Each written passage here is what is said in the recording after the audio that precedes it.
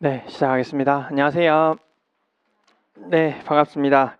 자, 오늘 세 번 공법 기록견 실전 연습 3의 첫 번째 문제였습니다.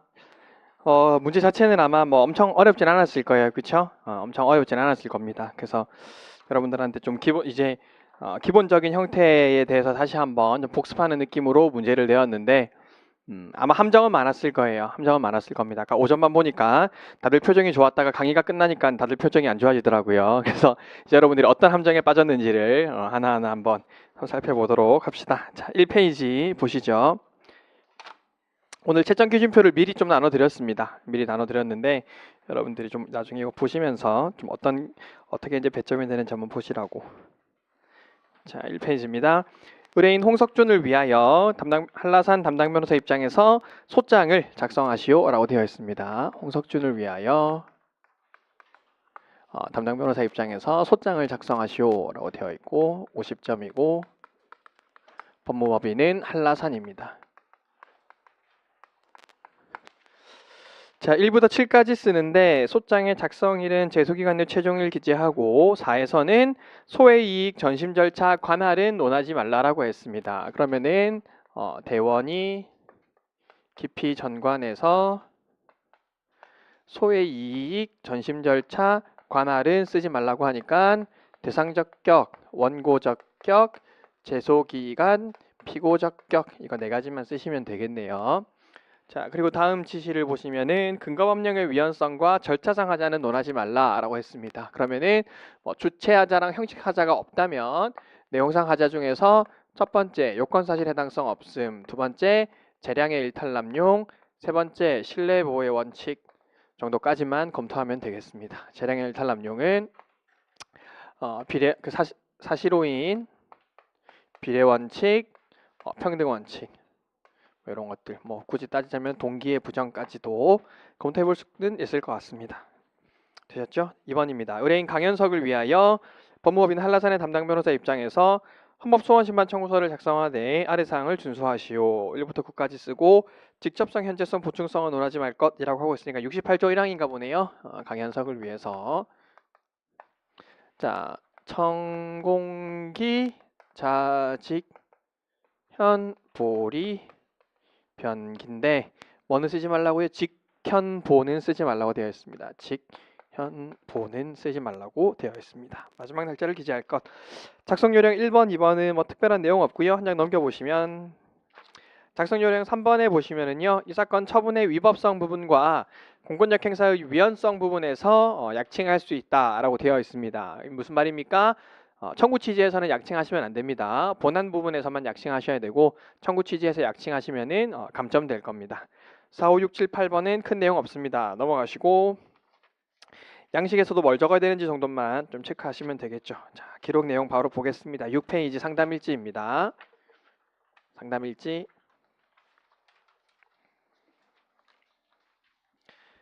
자, 의뢰인 홍석준은 사기죄로 징역 3년을 선고받고 판결이 확정되어 현재 광주교도소에서 형 집행 중이다.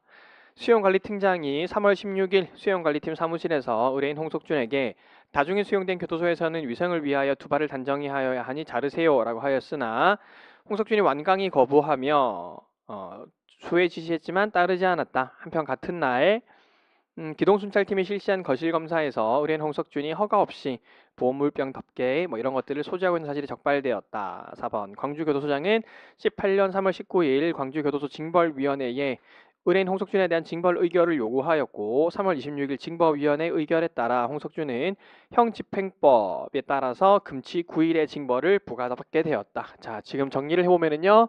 지금 홍석준은 금치 9일의 징벌 처분을 받게 되었습니다. 그리고 그 근거가 형집행법 105조 1항, 형집행법 105조 1항과 그 다음에 시행규칙 214조 15호 17호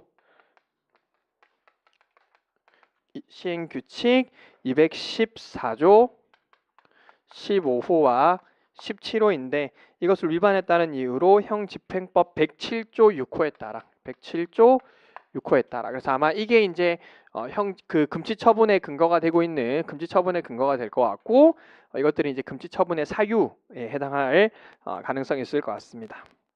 한편 의뢰인 홍석준은 함께 상담하게 된 강현석은 강간상해죄로 징역 3년에 처하는 형의 선고를 받아 17년 6월 30일 형이 확정이 되었다. 강현석은 지시불이행 직무방해를 했다는 이유로 18년 3월 26일에 금치 20일 처분을 받게 되어 18년 3월 26일에 금치 20일 처분을 받게 되어 당일 바로 집행이 되었는데 금지처분 집행기간 중에 형 집행법 108조 4조 108조 4호 내지 12호겠죠. 108조 이건 제 오타입니다. 죄송합니다. 법 108조 4호 내지 12호에 따라 30일 이내의 TV 시청, 자비구매 물품 사용 제한, 전화통화 제한, 집필 제한 등을 함께 부과받았다. 넘기시면은 홍석준은 금지 처분을 다투고 싶다라고 이야기를 하고 있고요. 금지 처분을 다투고 싶다라고 하고 있고, 의뢰인 강현석은 TV도 못 보게 하고 글도 쓰지 못하게 하는 것은 너무 과하다고 생각하여 이에 대해 다투고자 한다. 그래서 TV 시청 제한과 글 쓰지 못하게 하는 것, 집필 제한을 다투고 있습니다. 그래서 지금 강현석은 TV 시청 제한과 이제 집필 제한 이 두 가지를 다투고 싶다라고 얘기를 합니다. 자, 8페이지 보시죠.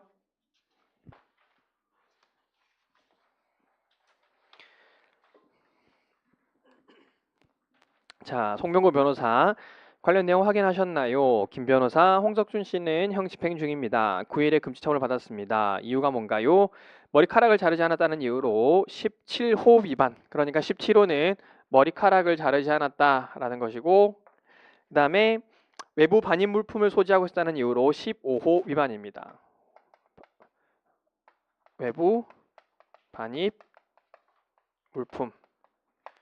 자, 그렇군요. 금지처분 집행이 이미 종료된 것은 아닌가요? 걱정하지 않으셔도 됩니다. 아마 소재기 전에는 집행이 시작되지 않을 것으로 보이고 소장 접수일에 집행팀에서 집행정지 신청서도 곧바로 접수할 예정입니다. 자, 여기 김 변호사 하는 얘기는 뭐라고요? 항상 이제 나오는 워딩인데 집행정지 신청할 거니까 걱정하지 마라 라고 하는 것은 소의 이익은 걱정하지 말라라는 취지입니다. 그래서 여러분들이 뭐 따로 여기다가 뭐 집행정지 신청에 대한 내용을 검토하실 필요는 없고 형 집행이 종료가 되어 버렸으면은 이제 소의 이익이 없을 텐데 형 집행이 아직까지 남아 있기 때문에 소의 이익은 문제가 안 된다. 이제 이런 취지입니다. 홍석준 씨는 금지 처분의 강 이유가 부당하다고 주장하는데 근거가 무엇인가요? 먼저 첫 번째 금지 처분에 사유가 된 것은 이발 지도 행위에 불응했다는 것인데 17호가 근거입니다. 17호의 규정 형식을 보면 위반함했음을 이유로 징벌을 부과하기 위해서는 수용자에게 의무를 부과하는 직무상 지시나 명령이 존재해야 되고 정당한 사유가 없어야 되는데 이 두 부분에 대해서 각각 다투어 보아야 할 것 같습니다. 자, 그래서 문제의 취지를 읽어보면은 이 17호 위반을 주장하는 것은 이 17호에 해당하기 위해서는 직무상 지시가 있어야 되고 그 다음에 정당한 이유 없이 거부해야 되는데 지금 이거 두 개를 다투겠다는 거잖아요. 그럼 여러분들도 이 머리카락을 자르지 않았다, 17호를 위반했다의 부분에 대해서는 직무상 지시가 없었다, 정당한 이유가 존재한다. 이제 이것을 목차를 나누어서 주장을 하셔야 되겠죠. 이해되십니까? 그래서 문제 취지에서 우리가 출제자가 지금 이 부분 굳이 따지자면 요건 사실 해당성 없음 내지 사실 오인 부분을 다투라고 하는 거구나라고 생각을 할 수가 있습니다. 네, 좋은 접근입니다. 특히 방금 말씀하신 1번과 관련해서는 이발지도 행위의 법적 성격을 논해주면 되겠네요. 자, 이발지도 행위의 법적 성격. 자, 이발지도 행위의 법적 성격이 뭡니까? 자, 일단은 행위잖아요. 그렇죠? 행위입니다. 행위이기 때문에 여러분들이 생각할 때는 이게 권력적 사실행위인가 아니면 비권력적 사실행위인가를 구분하면 되는데 이 이발지도 행위에 대해서는 우리 헌법재판소 판례가 존재하기는 합니다. 이발을 지도하는 행위는 비권력적 사실행위에 해당한다라는 판례가 있습니다. 비권력적 사실행위. 그래서 이제 여기서는 사실은 좀 그 지식이 선행이 되어야 되는 건데 우리가 권력적 사실행위라고 하면은 이제 상대방한테 어떤 이제 의무를 부과시키거나 권리를 제한하는 이제 그런 형태의 고권적 작용을 의미하는 겁니다. 근데 비권력 사실행위 같은 경우에는 상대방에게 의무가 발생하지 않죠. 법적인 의무가 발생하지 않습니다. 따라서 여기서 지금 이발지도 행위의 법적 성격을 논해봐라라고 하는 것은 이발지도 행위가 비권력적 사실행위이기 때문에 상대방에게 의무가 부과가 되지 않고 따라서 그 직무상 지시라는 게 존재하지 않는다라는 취지로 여러분들한테 다투어 보라는 취지입니다. 그래서 이제 첫 번째 함정에 빠지셨죠. 첫 번째 함정을 발견하셨습니다. 자, 다음 두 번째 사유는 무엇인가요? 네, 두 번째 사유인 금지물품 반입건은 의뢰인도 잘못하고 있다고 인정하고 있습니다만 9일의 금지 처분은 지나치게 길어서 부당하다고 주장하고 있습니다. 그러니까 지금 금지 물품 반입건은 요건 사실 해당성은 다투지 않고 있습니다. 그쵸? 재량의 일탈납용을 주장을 하고 있는 것으로 보여집니다. 금지 9일은 위 규율 위반 행위에 대하여 위 징벌 부과 기준에 정한 가장 무거운 징벌에 해당하는데 의뢰인의 규율 위반 행위로 인하여 안전과 질서 유지에 직접적으로 중대한 장애를 초래하지도 않아 보입니다. 또한 가벼운 징벌을 부과할 수 있었는지 주장할 예정입니다. 알겠습니다. 넘어가시고 강현석 씨는 어떻습니까?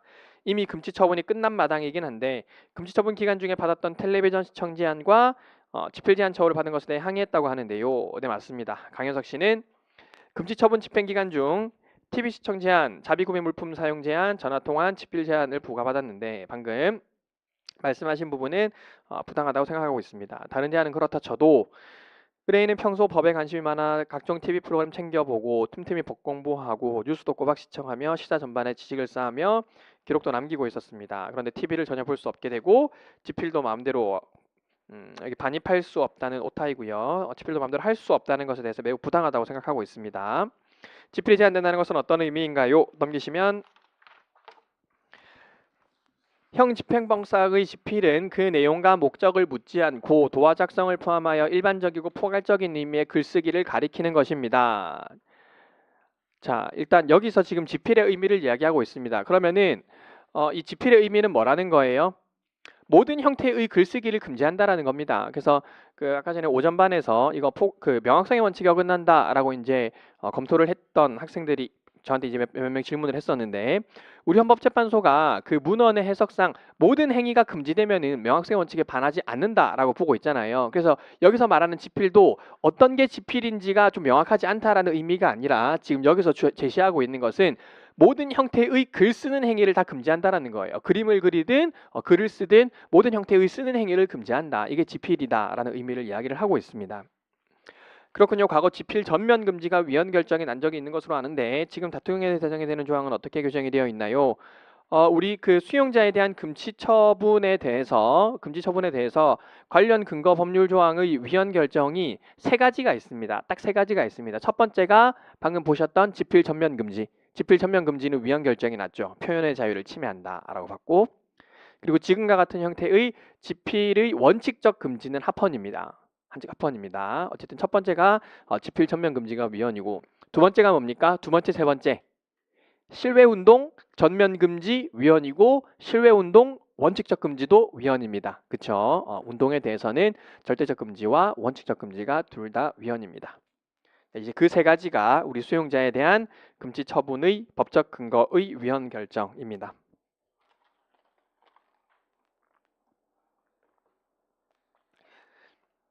네, 말씀한 바와 같이 집필 전면 금지 규정은 2005년에 헌법재판소가 위헌 결정을 내렸고 예외적으로 소장의 허가에 따라 집필이 허용될 수 있게 되는 등 제도의 개선이 이루어졌습니다. 하지만 집필 제한 조항은 금지 처분을 받은 수용자에 대하여 집필 행위를 원칙적으로 금지하고 있는데 원칙적으로 금지할 필요성은 여전히 찾기 어렵다고 보여집니다. 맞습니다. 잘 검토해서 이익이 되도록 주장해 주시지요. 자, 그리고 여기서는 우리가 제한되는 기본권 충분히 찾으실 수 있죠. TV 시청 제한은 어떤 기본권을 제한합니까? 알 권리입니다. 알 권리. TV 시청 제한이든 신문 열람 금지 이런 것들 다 우리 헌법재판소가 알 권리를 제한한다라고 하고 있습니다. 자, 집필 제한은 뭡니까? 표현의 자유죠. 그래서 여기서는 이 두 가지를 각각 검토하시면 되겠습니다. 자, 그리고 답안을 쓸 때는 목차는 어떻게 써야 되겠습니까? 이 알 권리와 표현의 자유를 하나로 묶어가지고 한 번에 과잉금지 원칙만 판단하면 됩니까? 그렇지 않죠. 우리가 이 행정소송이나 헌법소송에 있어서 얘들을 다툼을 그러니까 과잉금지 원칙을 몇 번 적용할 거냐 이런 것들 여러분들 굉장히 헷갈려 하시는 쟁점인데 행정소송에서는 각 처분별로 처분의 위법성을 판단을 해야 되고 본안에서는 헌법소송에서도 본안 판단에 있어서는 공권력의 행사별로 위헌성을 판단을 해야 되는 겁니다. 자, 그러니까 만약에 이 TV 시청 제한으로 인해서 여러 사람의 기본권이 제한이 되는 경우에는 그러니까 하나의 공권력의 행사로 여러 사람의 기본권이 제한되는 경우에는 그 기본권들을 나열하고 한 번의 과잉금지 원칙을 판단하면 되지만 여기서는 지금 공권력의 행사가 두 개인 거잖아요. TV를 못 보게 하는 공권력의 행사와 글을 못 쓰게 하는 공권력의 행사가 두 개가 있는 겁니다. 그리고 이 두 내용은 서로 전혀 다른 내용을 규율하고 있는 건 거죠. 그러면은 여러분들이 본안 판단을 쓰실 때는 1번 TV 시청 제한의 근거 법률 조항, 2번 지필 제한의 근거 법률 조항으로 나눠서 검토를 해야 되는 거예요. 여기서는 과잉 금지 원칙을 한 번 쓰는 것은 적절하지 않습니다. 두 개는 서로 전혀 별개의 행위입니다. 자, 잘 검토해서 의뢰인에게 이익이 되도록 주장해 주시지요. 그런데 의뢰인 강연석에 대한 TV 시청 제한과 지필 제한은 그 자체가 징벌로서 부과된 것인가요? 아닙니다. 징벌 처분으로 내려진 것은 20일의 금지 처분입니다. 다만 그 징벌의 집행 단계에서 금지 처분 기간 중에 이와 같은 처우 제한이 함께 부과된 것입니다. 그렇군요. 그 부분을 유의해서 심판 대상을 특정하도록 해야 하겠군요. 자, 여기까지 읽어보시면 자, 마지막에 송 변호사, 김 변호사, 송 변호사 이야기하는 거는 실제 변호사 시험이면 제시를 안 할 거예요. 여러분들이 관련 사실관계와 법령의 해석을 통해서 발견을 해야 되는 건 겁니다. 그런데 어쨌든 우리는 연습하는 거니까 제가 넣은 건데 지금 이 사람 그 강현석에 대한 징벌 처분은 뭡니까? 20일의 금지 처분이죠. 그러니까 징벌 자체는 금지 처분인 것이고 TV 시청 제한과 집필 금지는 그 금지 처분을 하면서 함께 부과가 되고 있는 처우 제한인 거잖아요. 그래서 여러분들이 심판 대상 법령 조항을 특정을 하실 때 이 TV 시청 제한과 집필 제한의 근거 법률 조항이 있을 것인데 이게 그 근거 법률 조항을 처분으로서 징벌 처분으로서 근거 법률 조항을 특정하시면 안 되고 이 금지 처분을 하면서 함께 부과할 수 있는 처우 제한으로서의 근거 법률 조항을 특정을 해야 되는 겁니다. 이해되시죠? 근데 실제 변호사 시험에서는 이 이야기를 제시를 안 할 거예요. 이 이야기를 제시 안 하고 금지 처분이 있었는데 TV 시청과 집필 제한이 함께 부과되고 있다. 이 정도로만 표현하고 여러분들이 직접 찾아야 되는 내용으로 나올 겁니다. 그래서 나중에 관련 법령 보면서 한번 다시 보도록 하겠습니다. 회의를 마치겠습니다. 끝. 소송 임장 담당 변호사 지정서 다 넘어가시고 홍석중 관련 기록 자 16페이지에 보시면은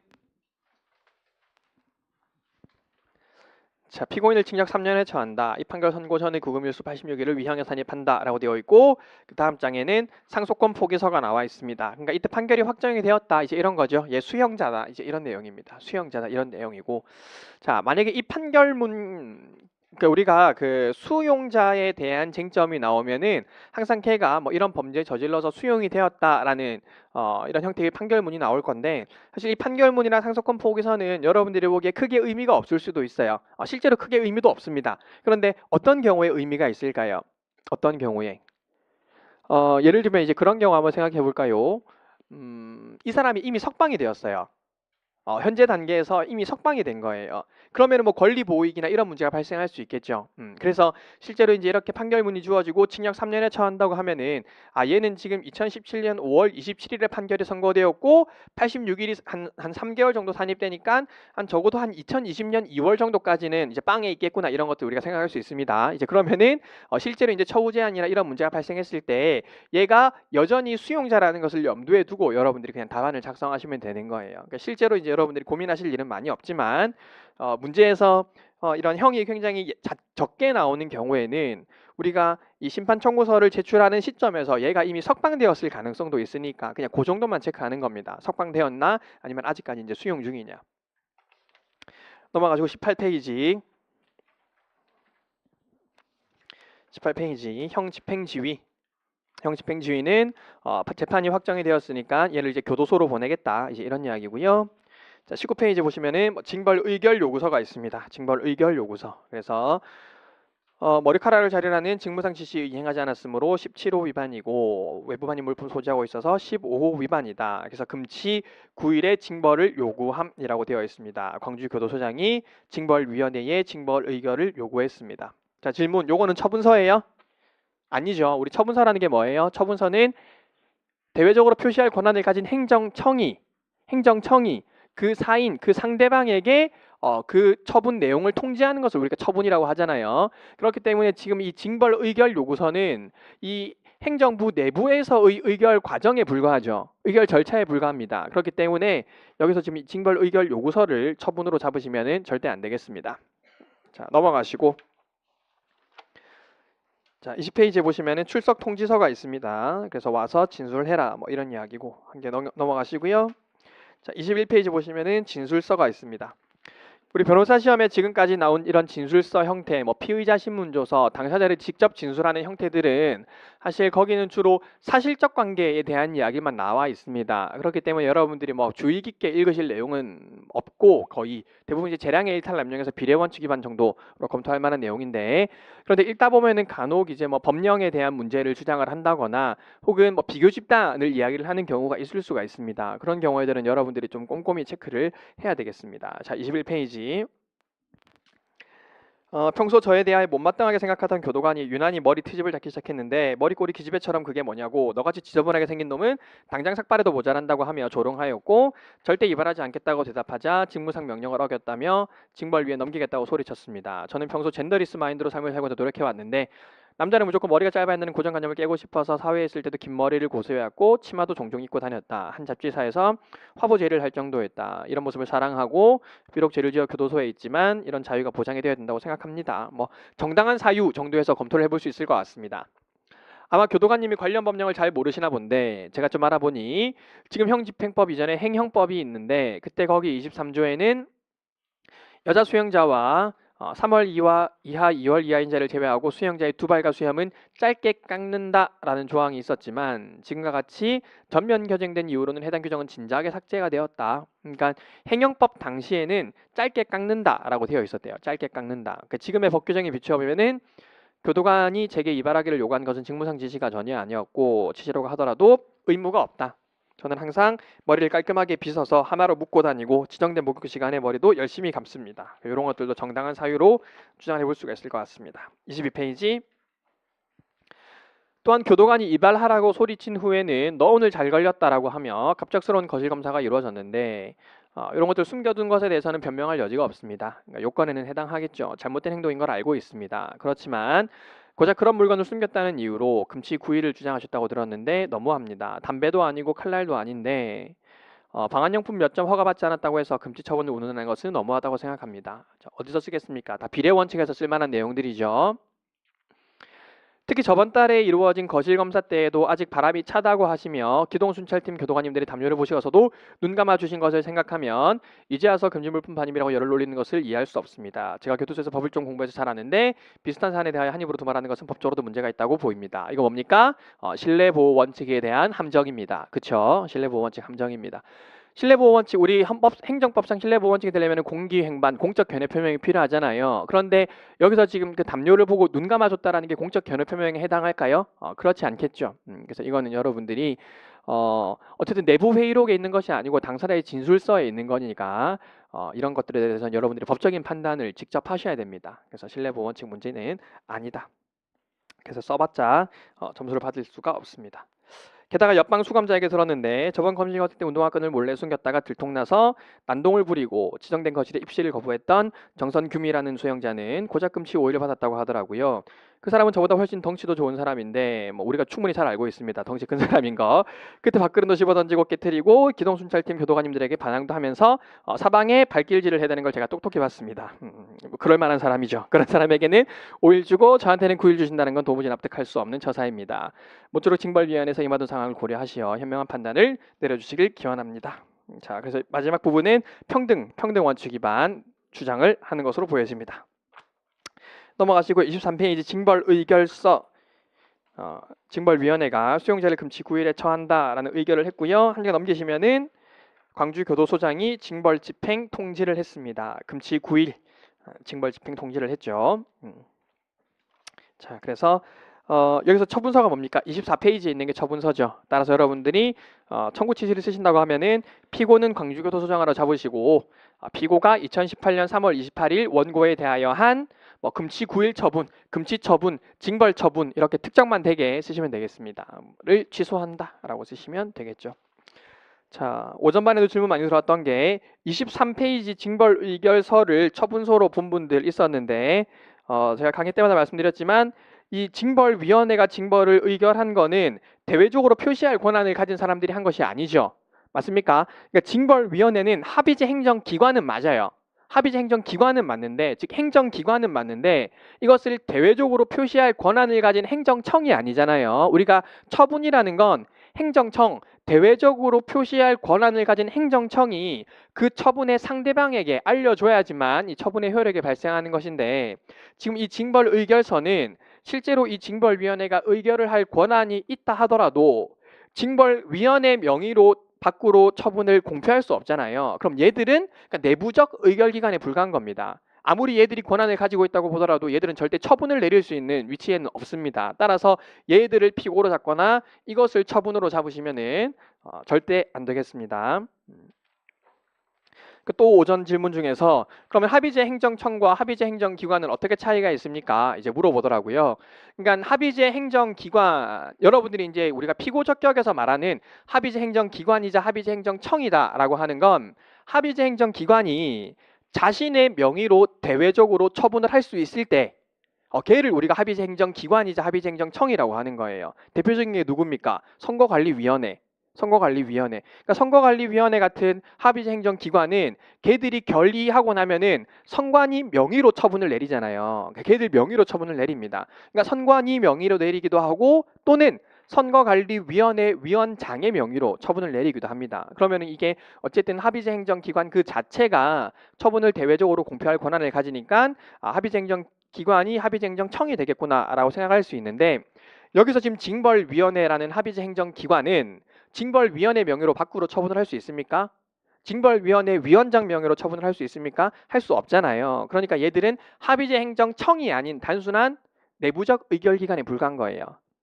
이해되시죠? 그래서 이 23페이지 징벌 의결서는 절대 처분으로 보시면 안 되겠습니다. 자, 넘어가시고 24페이지 다시 오시면은 불복 방법에 보시면은 밑에서 둘째 줄에 행정심판 청구하거나 행정소송 제기할 수 있다라고 되어 있죠. 90일 이내에. 그래서 큰 문제는 없는 것 같습니다. 넘어가시고 25페이지에 보시면은 수령증이 나와 있습니다. 그래서 이 3월 29일에 수령을 했다라고 되어 있으니까 3월 29일에 수령을 했다라고 되어 있으니까 이날이 이제 우리 제소기간의 기산점이 될 겁니다. 그래서 이제 수령자가 홍석준이 사인을 했습니다. 그 밑에 전달 확인자는 볼 필요는 없죠. 볼 필요는 없습니다. 성명은 석정연이고 영어로 쓰면 정연석 이렇게 사인을 했습니다. 넘어가시고요. 강연석 관련 기록입니다. 27페이지의 판결문 강연석은 강간상해로 징역 3년을 받았습니다. 28페이지에는 상속권 포기서가 있고요. 29페이지에 금치 20일에 처한다라고 되어 있습니다. 이제 그러면서 함께 이제 집행 단계에서 제한이 되는 처우들이 쭉쭉쭉 규정이 되어 있습니다. 넘기시면은 3월 26일에 수령을 했네요. 그러면 청구 기간은 3월 26일을 기산점으로 삼으시면 되겠습니다. 자, 그러면 기록 내용 볼까요? 자, 기록 내용에서 여러분들이 좀 유념해서 보셔야 되는 내용은 법 108조 체크하시고 그 다음에 법 105조 1항 107조 규칙 214조 이제 이런 것들을 좀 유념해서 체크를 하셔야 되겠습니다. 그래서 순서대로 좀 볼게요. 일단 107조 보시면은요. 107조 징벌이라고 되어 있습니다. 어느 하나에 해당하는 행위를 하면 징벌을 부과할 수 있다라고 하고 있고 6호에서는 그 밖의 시설의 안전과 질서 유지를 위하여 법무부령을 정하는 규율을 위반하는 행위를 징벌 대상으로 규정을 하고 있습니다. 자, 그리고 108조에 보시면은 이제 징벌의 종류는 다음 각호와 같다라고 되어 있는데 거기서 체크할 건 뭐가 있겠습니까? 6호의 텔레비전 시청 제한, 그 다음에 10호의 집필 제한, 14호의 30일 이내의 금치 이렇게 되어 있죠. 그런데 지금 강연석이랑 홍석준에 대해서 부과해진 징벌은 뭐예요? 108조 14호죠. 금지 처분입니다. 그렇죠? 금지 처분입니다. 그리고 여기서 지금 집필 제한과 텔레비전 시청 제한이 집행 단계에서 함께 부과되긴 했지만 징벌 그 자체로 부과된 것은 아니다라는 표현이 분명히 내부 회의록에 나왔었습니다. 그거 하나 좀 유념하시고, 자 109조 일단은 넘어가시고, 자 일단은 볼 건 다 봤죠? 그럼 시행규칙으로 넘어가셔가지고 시행규칙 214조에 보시면 시행규칙 214조 15호는 허가 없이 물품을 반입하는 행위 금지하고 있고요. 17호에서는 지정된 거실에 입실하기를 거부하는 등 정당한 사유 없이 교도관의 직무상 지시나 명령을 따르지 아니하는 행위를 금지하고 있습니다. 그 정도면 일단은 봐야 되는 조문들은 다 본 것 같습니다. 그럼 차근차근 처음부터 다시 한번 봅시다. 자, 다시 32페이지 돌아오시고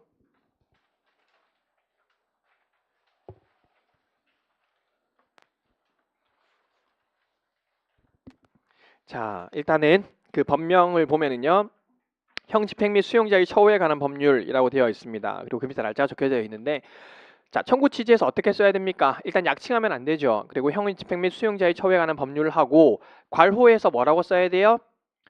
2016년 12월 2일 법률 제 14281호로 개정된 것 이렇게 쓰셔야 됩니다. 그렇죠? 그래서 우리가 실제 변호사 시험 한 3회 정도까지는 방금 제가 말씀드린 그대로 이제 문제에서 법문원이 주어졌었지만 최근에는 지금과 같은 형태로 주어지는 경우들이 더 많이 있습니다. 그렇기 때문에 여러분들이 항상 날짜 쓴 다음에 이 날짜에 법률제 몇 호로 개정된 것 이제 이런 취지로 형식을 쓰셔야 되겠습니다. 16년 12월 2일 법률제 14281호로 개정된 것. 그러니까 청구 취지에는 시행일은 특정할 필요 없어요. 시행일은 특정할 필요 없습니다. 됐죠? 자, 1조의 목적이 있는데 이 목적은 나중에 과잉금지원 측에서 목적의 정당성 논정하시면 될 것 같고요. 2조에서는 뭐 수용자, 미결 수용자라고 되어 있습니다. 3조 적용 범위, 4조 인권 존중해야 되고 5조 차별 금지. 둘째 줄에 보시면 뭐 용모 등 신체 조건 등으로 차별받지 않는다 이런 것들도 뭐 검토를 해볼 수는 있을 것 같고 32조에 청결 의무가 있는데 지금 사안과 관련되는 거 뭐 있을까요? 32조 2항에 보시면 수용자는 위생을 위하여 두발 또는 수염을 단정하게 유지해야 된다라고 되어 있었죠. 우리 과거 행정법 조항이랑 어떤 차이가 있습니까? 과거 행정법 조항에서는 짧게 깎아야 된다라고 되어 있었는데 지금은 단정하게 유지되어야 된다라고 되어 있잖아요. 그러니까 지금 현행 법률의 취지를 보면은 그냥 단정하기만 하면 굳이 짧을 필요가 없다라는 거예요. 그렇기 때문에 여러분들이 이 행정소송에 있어서 처분의 위법성을 검토하실 때 이 정당한 이유가 있다라는 거에서 여러분들이 짧게 깎는 것을 요구하는 것이 아니라 단정하게 하는 것만 요구하는 것이기 때문에 나는 항상 머리를 묶고 샴푸도 맨날 하고 있다. 이제 이런 것들을 단정하게 유지하고 있다라는 근거로 사용하시면 되겠습니다. 107조 보셨으니까 넘어가고 108조 넘어가고 자 109조 일단 읽어볼게요. 1항 108조 4호부터 13호까지의 처분은 함께 부과할 수 있다. 사망, 징벌은 동일한 행위에 관하여 거듭하여 부과할 수 없으며 필요 최소한도에 그쳐야 한다. 자, 109조 조금 있다가 제가 다시 한번 좀 설명을 드릴게요. 자, 111조는 지금 징벌위원회 구성에 대해서 이야기를 하고 있습니다. 그래서 어쨌든 절차상 하자가 없다라고 했으니까 큰 문제는 없을 것 같아요. 넘어가시고. 112조에 보시면은 징벌의 집행이라고 되어 있는데 자, 사망에 보시면 108조 14호의 처분을 받은 사람에게는 그 기간 중 같은 조 14호부터 12호까지의 처우 제한이 함께 부과된다라고 되어 있습니다. 자, 그러면은 우리가 헌법소송에서 다툼의 대상으로 삼아야 되는 것은 108조 그 자체가 아니라 그러니까 108조에 있는 6호와 10호 그 자체가 아니라 뭘로 삼아야 되겠습니까? 금치 처분을 집행을 하면서 처우 제한을 함께 부과하고 있는 112조 사망을 다툼의 대상으로 삼아야 되겠죠. 그러니까 112조 사망 중에서 108조 6호와 10호 부분을 다투셔야 되는 겁니다. 이해되십니까? 그러니까 108조를 그대로 쓰시면 어느 정도 점수를 다 못 가져가시고 112조 사망에 포함이 되어 있는 6호와 10호를 특정을 하셔야 되겠습니다. 그리고 특히 이제 단서는 예외적으로 허가할 수 있다라는 내용이니까 112조 사망 본문 중 108조 6호 및 10호 부분이 다툼의 대상이 될 것 같아요. 이해되십니까? 집행 단계에서 부과되는 거기 때문에. 그런데 좀 전에 오전반에서 109조 1항에서 특정하면 안 될까요? 라고 물어보는 경우들이 굉장히 있었습니다. 여러분들도 혹시 그렇게 하신 분들 있으신가요? 109조 1항으로. 자, 109조 1항이랑 112조 3항은 무슨 차이가 있습니까? 109조 1항은 어떤 내용이에요? 징벌을 부과할 때 금치 처분 및 TV 시청 제한을 할 수 있다라는 게 109조 1항의 이야기예요. 애초에 징벌을 부과할 때, 그러니까 109조 2항의 사망에 보면은 이 징벌은 거듭해서 부과할 수는 없지만 금치 처분 플러스 TV 시청 제한 이런 것들을 함께 할 수는 있다라는 거예요. 그런데 지금 우리 앞에 내용들을 보면은 이 사람들은 금치 9일 받고 금치 20일을 받았습니다. 그러니까 처분 자체는 금치 처분만 받은 거예요. 그리고 형 집행 지휘 통지서에서 집행 단계에서 TV 시청과 지필 제한이 부과가 되고 있는 겁니다. 그렇기 때문에 이 109조 1항을 타고 가시는 건 틀린 거예요. 이해되시죠? 그래서 112조를 타고 법령을 특정을 하셔야 되겠습니다. 113, 4, 5조는 넘어가시고요. 자, 35페이지입니다. 형집행법 시행규칙. 시행규칙에서 뭐 214조는 받고 215조에 징벌의 부과 기준이라고 되어 있습니다. 자, 시행규칙에 징벌 부과 기준이 되어 있네요. 뭡니까? 법규명령 형식의 행정규칙입니다. 제재적 처분 기준이 시행규칙에 규정이 되어 있습니다. 자, 우리 변호사 시험에서는요. 어떤 여러분들이 행정소송 쟁점에서 좀 제재적 행정처분 나오면은 100번 중에 90번은 법규명령 형식 행정규칙 나온다라고 보시면 돼요. 100번 중에 95번, 100번 중에 95번은 나온다고 보시면 됩니다. 그래서 어쨌든 그 제재적 처분이 있을 때는 항상 제재적 처분의 근거가 무엇인지는 꼭 검토하세요. 제재적 처분이 대통령령에 규정이 된 경우는 그 95번 중에 한 15번 정도고요. 그 다음에 한 80번 정도는 무조건 시행규칙으로 나옵니다. 아시겠죠? 그래서 법규명령 형식의 행정규칙은 제재 처분 나오면은 항상 첫 번째로 여러분들이 검토를 해보셔야 됩니다. 어쨌든 215페이지, 215조에는 이렇게 되어 있고 거기 보면은 4호에 뭐라고 되어 있습니까? 4호에 17호 뭐 이런 처분을 할 때는 9일 이하의 금치라고 되어 있습니다. 그러니까 이 제재적 처분 기준에 따랐을 때 금지 처분의 최상한이 9일이잖아요. 그러니까 9일을 주기는 줬어요. 9일을 주기는 줬습니다. 그래서 뭐 제재적 처분 기준을 위반한 것도 아니고 어차피 뭐 위반했다고 하더라도 얘는 뭐 행정규칙에 해당하니까. 자, 그런데 어쨌든 이 제재적 처분 기준에서 제일 높은 정도의 금지 처분을 하고 있는 건 거니까 여기 대해서는 여러분들이 침해의 최소성 단계에서 그러니까 저기 행정법에서는 필요성의 단계에서 금치 9일은 너무 과하다라고 주장을 해볼 수가 있을 것 같습니다. 229조, 233조 넘어가시면 될 것 같습니다. 각급 법원 설치와 간을 구획하는 법률 넘어가시고 내용들은 다 보셨네요. 자, 그러면 우리 채점 기준표 한번 보면서 좀 설명을 좀 드리겠습니다. 채점 기준표 보시죠. 나눠드린 채점 기준표.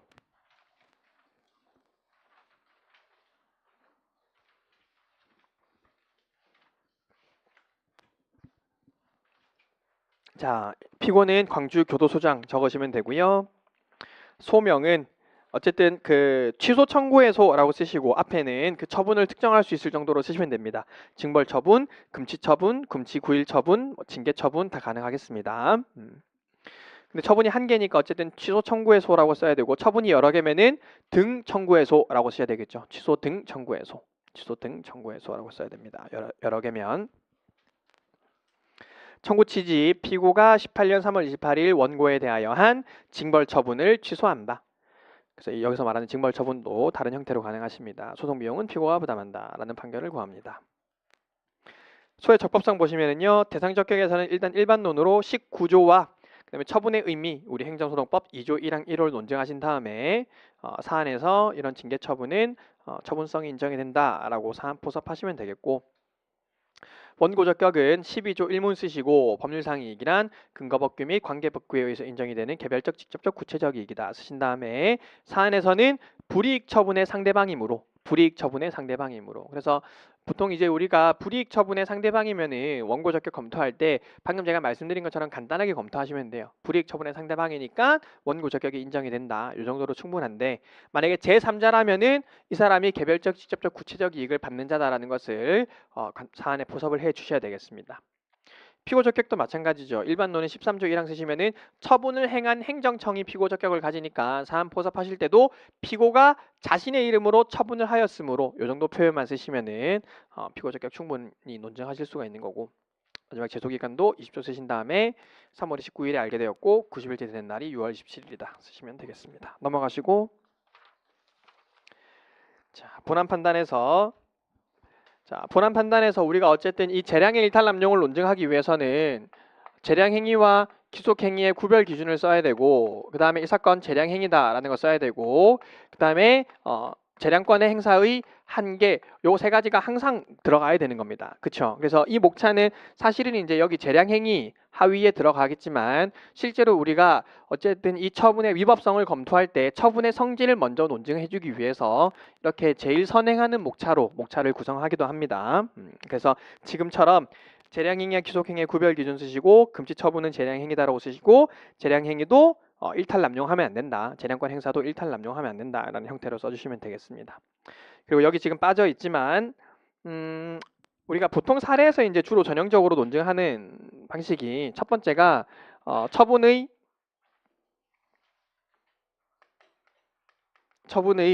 근거 법규의 성질을 먼저 논증해 주시고, 그래서 주로 이제 방금 말씀드린 것처럼 법규명령 형식의 행정규칙 쟁점을 먼저 이야기해 주는 거예요. 지금 법규명령이지만은 제재적 처분 기준이 시행규칙에 규정이 되어 있으니까 판례에 따르면은 행정규칙에 해당한다. 그러니까 처분의 근거 법규의 성질을 논증하고, 두 번째, 그러면 이 사건 처분의 성질을 논해줘야 되겠죠. 이 사건 처분이 뭐 특허라서 재량행위다, 또는 뭐 재량행위 기속행위 구별 규준에 따라서 재량행위다라고 논증하시고, 3번 처분의 위법성. 자, 이게 이제 우리 전형적인 처분의 위법성을 논증하는 순서입니다. 그래서 만약에 문제에서 이런 것들을 각각 따로따로 문항을 바꾸어서 물어본다고 한다면은 각각 대답하시면 되지만, 그냥 이런 문제를 따로 물어보지 않고 처분의 위법성 여부를 논하라 라고 하면은 요거는 항상 선행하는 제일 첫 번째 나오는 목차로 여러분들이 쓰셔야 되는 거예요. 근거법규 성질은 행정규칙이다. 이 사건 처분은 재량행위다. 따라서 재량은 일탈남용하면 안 된다 라고 한 다음에 내용상 하자와 절차상 하자를 논증을 하시면 되겠습니다. 그래서 어쨌든 여기서는 지금 제가 그 기준은 빼놨지만 쓰시면 되겠습니다. 자, 처분의 위법성 2번 보실까요? 처분 사유의 부존재. 1번. 교도관의 직무상 지시나 명령이 존재하는지 여부에 대해서 이발지도 행위는 비권력적 사실의 행위이기 때문에 의무의 부과를 내용으로 하는 직무상 지시가 없다라고 논증하시면 되겠고, 두 번째, 정당한 사유가 있는지와 관련해서 아까 보셨던 행정법 전부 개정에 대한 이야기들을 언급하신 다음에 단정하면 되지 반드시 짧을 필요는 없다라는 것을 정당성의 논증 도구로 활용하시면 되겠습니다. 자, 재량일탈남용 첫 번째 비례원칙 적필상 나누어서 쓰셔야 되겠죠. 비례원칙은 여러분들이 뭉뚱그려서 쓰시는 분들도 있긴 한데, 가급적이면 적필상 나누어서 쓰시는 것이 좀 점수를 받으시는데 훨씬 유리합니다. 그래서 동그라미 1, 2, 3 넘버링이라도 하면서 좀 줄글로 쓰시면서 구분을 하시면 좋을 것 같아요. 그래서 지금 금지처분은 이 교정시설 내의 질서를 유지하고 뭐 안전을 유지하는 데 적합한 수단이기는 하죠.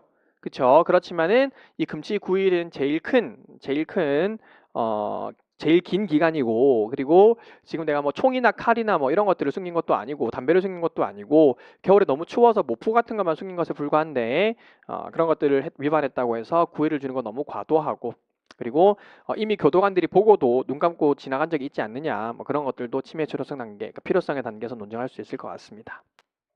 평등의 원칙은 아까 보셨던 징계 5일을 받은 정선규미랑 비교하시면 될 것 같고, 그 다음에 여기서 이제 어쨌든 제가 문제의 취지에서 노원을 잘 걸렸다 이렇게 해서 동그라미 3번으로 이제 동기의 부정을 쓰신 분들도 있으신데, 사실 여기서는 지금 그 처분 자체를 할 수 있는 요건에 해당하기 때문에 제 생각에 동기의 부정은 이제 굳이 쟁점은 안 될 것 같은데, 어쨌든 쓰셨으면은 1점은 제가 드리도록 하겠습니다. 1점. 5점반에서 더 주세요 이렇게 했었는데 1점 드리도록 하겠습니다. 자, 청구기간 쓰시고 관할은 광주지방법원입니다. 넘어가시고요. 자, 3페이지입니다. 헌법소원심판 청구서 1번 청구인. 자, 청구인 이름은 제가 한번 요번에 풀로 한번 다 써보는 걸로 일부러 냈는데, 왜냐면 이 사람 지금 수용자잖아요. 그죠? 수용자이기 때문에 그 주소가 나와 있지만 그 주소로 우편을 송달할 수가 없습니다. 따라서 교도소가 송달 장소라는 것을 특정을 해 주셔야 됩니다. 그래서 제가 이거 그 기록형 실전 연습 2 때도 똑같이 내고, 그때는 여러분들이 처음이니까 감점을 안 했었는데 이제는 틀리면 안 되겠죠. 근데 제가 보니까 그때도 이제 처음인 줄 알았는데 민사기록형 할 때 다 했다면서요. 근데 왜 모르는 척 했어요? 네, 어쨌든 이게 지금 우리가 그 수용자에 대해서 이제 시험에서 혹시 출제될 가능성이 있을 수도 있으니까, 그럴 때 항상 여러분들 주소 쓰신 다음에 송달 장소가 이제 교도소다라는 거 반드시 좀 특정을 하도록 합시다. 지금 연습하기 위해서 이제 이거는 넣었고요. 청구 취지 보시면은 형 집행 및 수용자의 처우에 관한 법률 2016년 12월 오타조 2일입니다. 2일. 오전반에서 변호사님 일정 감점 법률 제 14281호로 일부 개정된 것 제 112조 사망 분문 중 108조 6호 및 10호는 헌법에 위반된다라는 결정을 구합니다. 그래서 약칭하면 감점이고 날짜 제대로 못 쓰면은 감점이고 112조 사망 분문 중 누락되면 감점이고 기타 틀린 부분이 있어도 감점입니다. 감점될 일 천지입니다. 자, 침해된 권리와 침해의 원인이 되는 공권력의 행사 또는 불행사는 실제로 변호사 시험에서 최근에는 많이 물어보고 있지는 않지만 여러분들한테 형식적 기재 사항을 좀 연습해보라는 취지로 문제를 냈습니다. 그래서 실제로 뭐 기본권을 틀렸다거나 법령을 잘 특정을 못했다고 하더라도 이 부분은 감점은 없습니다. 형식만 지키시면 됩니다. 침해된 권리에서는 조문 플러스 기본권의 형태로 적으셔야 돼요. 21조 표현의 자유 이런 식으로. 다만 여기 헌법상 원칙을 적는다거나 조문을 빼먹는다거나 이러면 이제 이 점수는 못 가져가시겠죠. 조문과 기본권만 쓰시고 4번에서는 여러분들이 청구 취지에 쓰셨던 법령을 그대로 특정하시면 되겠습니다. 이 사건 청구의 적법성, 청구인 능력 포섭하시고 공권력 행사성 포섭하시고 자기 관련성도 포섭하시면 되겠습니다. 그리고 4페이지 넘겨서 4번을 보시면은 여러분들이 빠진 함정이 있습니다. 자, 지금 우리가 다툼의 대상이 되는 거 뭐였습니까? 지금 권력적 사실 행위를 다투는 것이 아니라 그 근거 법령을 다투는 거예요. 그렇죠? 그러니까 지금 그 근거 법령은 현재 여전히 시행 중이고 현재 청구인은 여전히 교도소에 있습니다. 그렇기 때문에 이 사건 법률 조항에 대해서는 그냥 그 권리보호이익이 그대로 인정이 되는 것이지 뭐 권리보호이익이 존재가 소멸했지만 심판이익이 인정이 되고 그런 법리가 아니에요.